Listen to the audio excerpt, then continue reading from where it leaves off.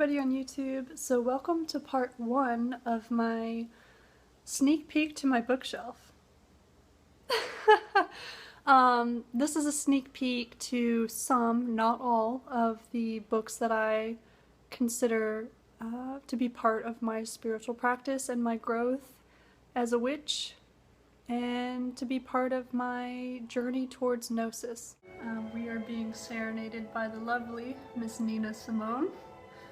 Her greatest hits album that I found on YouTube. So, I was working on my big ass book of magic earlier, just kind of still putting in the basic structure of each section and maybe changing the titles of some sections as I grow and learn. And all of a sudden, I started feeling like I didn't know enough.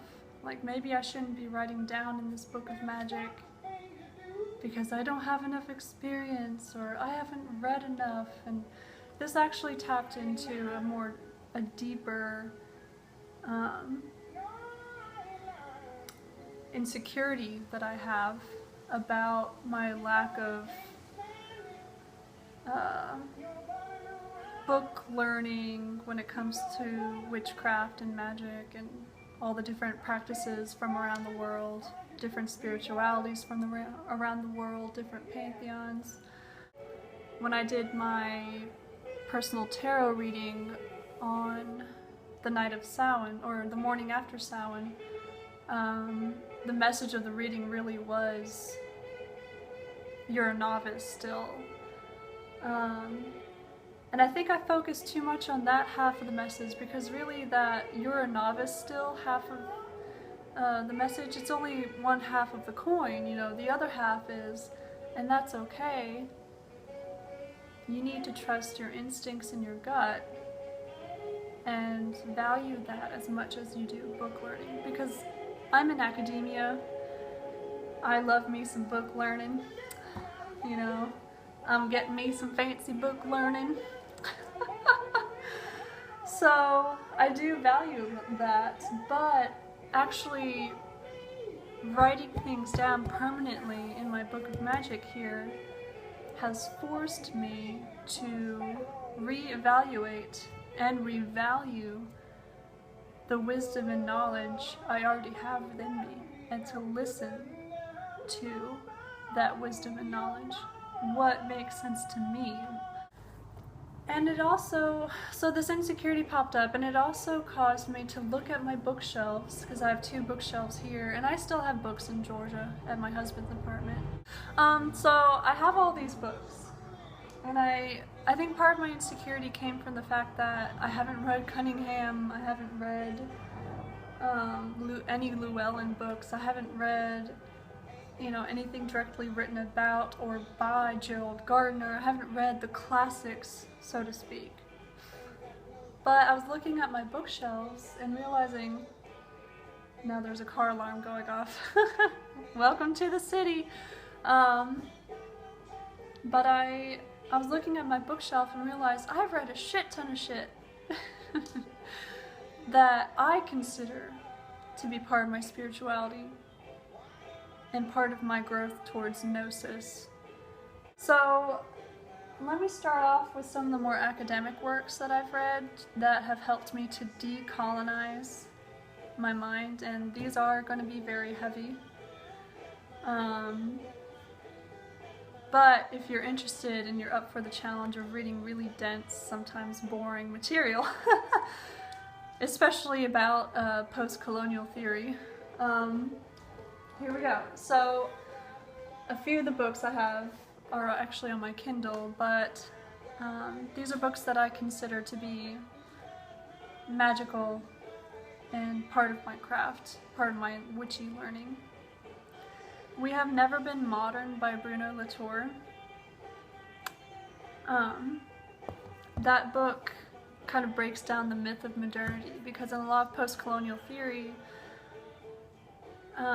at least a lot of the post-colonial theory coming out of the Caribbean and Latin America, and out of US Latino and Latina philosophers and writers and artists and fiction writers and academics. It's pushing against this idea of modernity, this idea of linear time that is constantly going towards progress and perfection. It's pushing against capitalism, and it's kind of breaking down a lot of the myths of history as taught from a very Eurocentric perspective. So yeah, so breaking down the myths of modernity, colonization, capitalism, saying that the foundations of capitalism are not, and the foundations of modernity are not found in Europe, they're actually found in the colonies, because capitalism and modernity and the Renaissance in Europe couldn't have happened without the slavery, the plantations, the mining, the displacement of the indigenous peoples that happened in the New World. So, some more books along those lines that I have read or I'm working on. I've mentioned this before in a very old video that I put up over the summer. Local Histories, Global Designs by Walter Mignolo. This is very, very, very dense. And I think his project that he's proposing in this book is kind of full of himself. But it's still helpful with this line of thinking. So that's Local Histories, Global Designs, Walter Mignolo. And I think he's at Duke. He's a professor at Duke.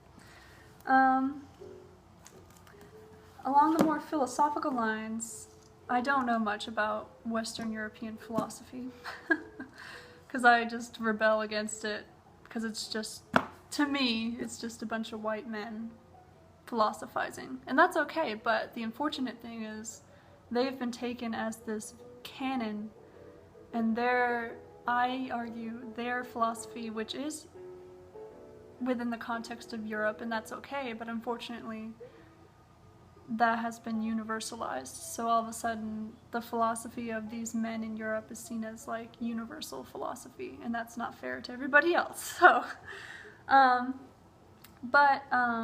one of the philosophers from the 20th century that I'm exploring is Emmanuel Levinas. And he talked about the importance of ethics. So it's kind of a return to ethics. So this I would consider to be completely intertwined with my spirituality. As far as queer theory goes, I've read a lot of books about performance and queer theory. But my favorite author is José Esteban Muñoz. And this is his first major book. It came out, I think, in 1999. Look how fabulous that cover is. Whoa! So the title is Disidentifications, Queers of Color, and the Performance of Politics. This book is an integral, central aspect of my academic work. Talking about the formulation of identity for people who exist in multiple levels of marginalization. Like, they are marginalized because they are people of color, they are marginalized for their sexuality, for their gender expression, for their class, socioeconomic class. Yeah, highly recommend this book. It's also very dense and it's not written for the general public, it's an academic book, but I couldn't live without it. And the person in the photo on the cover is a drag queen, I guess from the 80s and 90s, called Vaginal Creme Davis. And there's a chapter about her and her performances, I think the 4th chapter. Anyway, so decolonizing my mind as far as thinking of sexuality is only in terms of dichotomies, you know, like either male, female, straight, or gay, you know.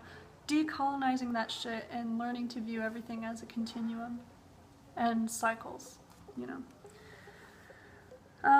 And his second book, which I believe, what year is this from? 2009, is Cruising Utopia, the Then and There of Queer Futurity.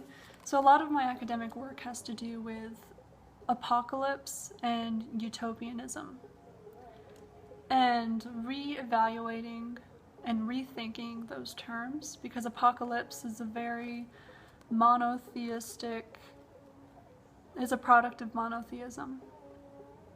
And there's a long history, like over 2,000 years of apocalyptic movements, apocalyptic sects of Christianity and different monotheistic religions, mostly in that region where the three Abrahamic monotheistic religions popped up. So a lot of queer theorists have taken the idea of utopia and queered time, a rethinking of how we understand time, how we understand progress. Anyway, so this is his contribution to queer utopianism. So in my academic work, I relate utopianism to apocalypse, and I'm hoping to produce a queer understanding of apocalypse, especially in US Latino literature and also Caribbean diasporic literature and cultural production. That's in general what I do. So, in my research about the apocalypse, I've found really interesting books, and here's two of them. Apocalypse, From Antiquity to the Empire of Modernity by John Hall, and this is a more, he is a sociologist, and so he's studying how people understand time in history. It's been a while. I actually checked this book out from the library quite a while ago. But it just talks about modernity and monotheism and a phenomenological understanding of the apocalypse. So this is a very good book. And right now, the only, so far, feminist theologist perspective on the apocalypse that I've found is Apocalypse Then and Now, A Feminist Guide to the End of the World.